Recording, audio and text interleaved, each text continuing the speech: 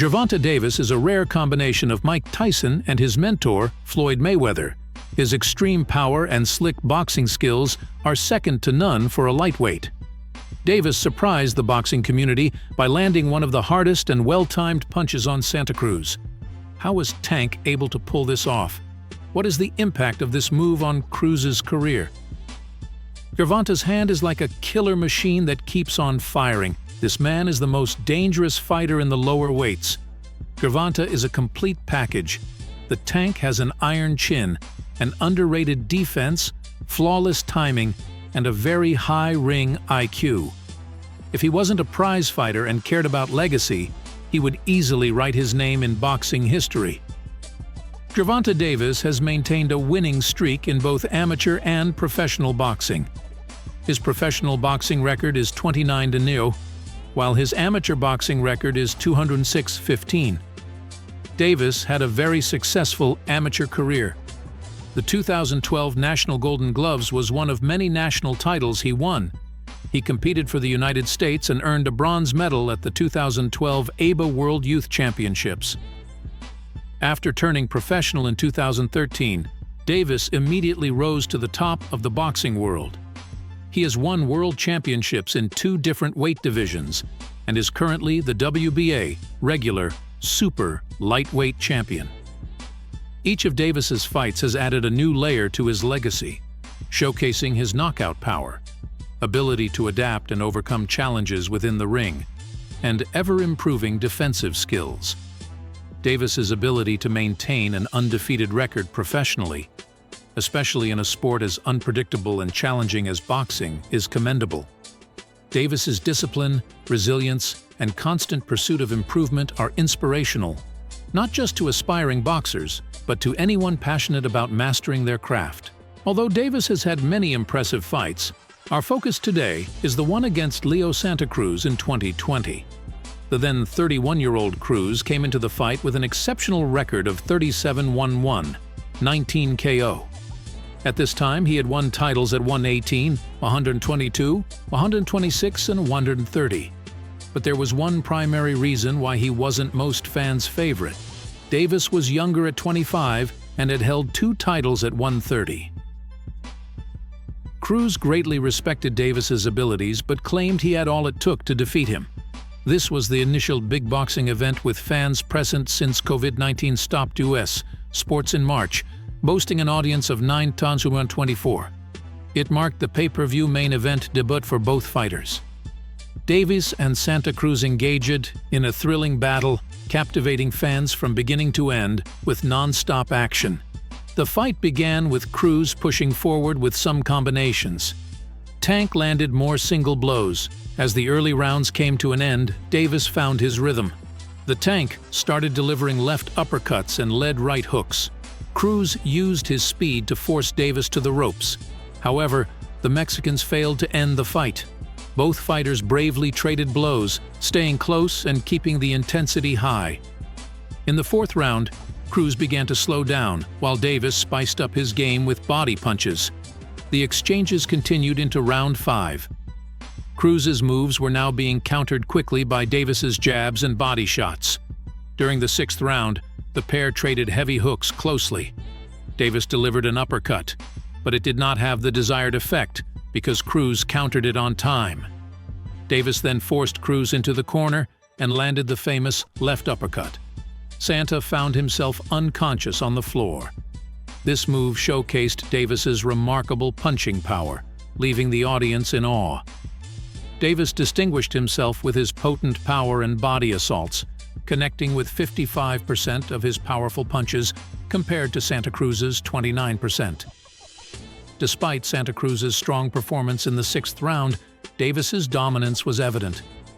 Davis enticed Santa Cruz into an intense exchange, with 34 of his 84 successful punches targeting the body.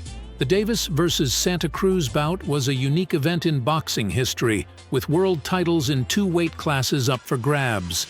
This rarity echoes past notable matches, such as the 1988 Sugar Ray Leonard vs. Donnie Lalonde fight, which contested the light heavyweight and super middleweight titles, and the 2014 rematch between Floyd Mayweather and Marcos Maidana. which featured the super welterweight and welterweight championships. Meanwhile, it was a massive loss to the former four-weight world champion Leo Santa Cruz. Davis had just put an end to the Mexican's 5-fight winning streak. Cruz decided to take a break from fighting. Santa Cruz shared that he got to spend quality time with his family while taking a break from boxing. They went on a few vacations together, which was great for bonding and relaxation. Santa Cruz also mentioned that this time off helped his body recover and feel better. The Mexican later returned in 2022 to face Keenan Carbajal, nephew of the legendary Michael Carbajal, in a 12-round contest. However, Cruz's goal is to return to the featherweight division and defend his WBA super title, which he hasn't done in 2 years. Leo Santa Cruz shared insights into what he gained from his knockout loss to Gervonta Davis while preparing to face Keenan Carbajal. Known for his winning record over his 16-year boxing career, Santa Cruz is accustomed to success. However, overcoming a knockout loss is a new and unfamiliar experience for him. Before his 2020 match with Gervonta Davis, Santa Cruz had only suffered one loss on his record, which he later avenged against Carl Frampton.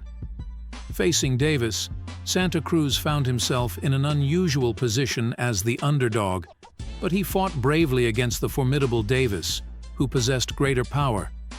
In the ring, Santa Cruz faced off against one of the hardest punchers in the lightweight and possibly super lightweight divisions, Gervonta Davis. Cruz also attributed his recovery to the supportive comments he received from his fans. Over time, he found solace in realizing that even the greatest boxers in history have experienced defeat, making his loss easier to accept and move past. Reflecting on his fight with Davis, Santa Cruz believes that he could have emerged victorious if he hadn't made a crucial mistake. Santa Cruz expressed, "I think I stood there. I wanted to entertain the fans. I wanted to please the fans because they love a war. They love toe-to-toe fights, and that was what I was trying to do. But I shouldn't have done that with a stronger fighter. A fighter that has the power to knock you out with one punch. And that's what I did wrong." Despite his defeat, Santa Cruz extracted a valuable lesson and gained additional boxing wisdom.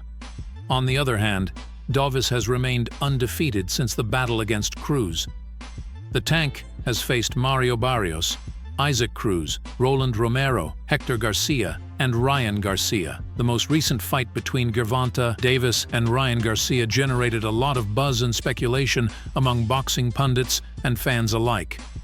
Pundits made various predictions. Some experts believed the fight would be closely contested, while others favored Davis due to his experience and power. Many analysts also pointed to Davis's potential advantages in size and strength. Davis typically fights at 130–135 pounds, while Garcia moved up from the lightweight division, 135 pounds, to face Davis at 140 pounds. Some pundits felt Davis would be too powerful for Garcia to handle at the higher weight class. Ryan Garcia faced a tough challenge in his last fight against Gervonta Davis. Garcia was knocked out by a body shot in the 7th round and suffered his first professional loss. Will Garcia be able to bounce back from this loss? The young man would have to adjust and improve his game. He admitted that he was too impatient and reckless in the fight and struggled to make the weight limit of 136 pounds. He also said he would increase to 140 pounds to make him more comfortable and robust. This is a good decision, as he has a tall frame and can fill out better at a higher weight class. He will also need to work on his defense, discipline, and ring IQ, as he was caught by counterpunches and left his body exposed for the knockout blow. Ryan Garcia has the talent, the work ethic, and the determination to overcome this setback and learn from his mistakes. He has a lot of experience and success at a young age and has faced some quality opponents in his career. He also has a great team behind him, including his trainer Eddie Reynoso, who trains Canelo Alvarez, the pound-for-pound king of boxing. Garcia can benefit from the guidance and advice of Reynoso and Canelo, who have both faced adversity and challenges in their careers and have risen to the top. Garcia can also look at other great fighters who have bounced back from losses, such as Muhammad Ali, Sugar Ray Leonard, Manny Pacquiao, and Floyd Mayweather. Do you think anyone can defeat the Tank? Let us know your thoughts in the comments section below. Thanks for watching, and we'll see you in the next video.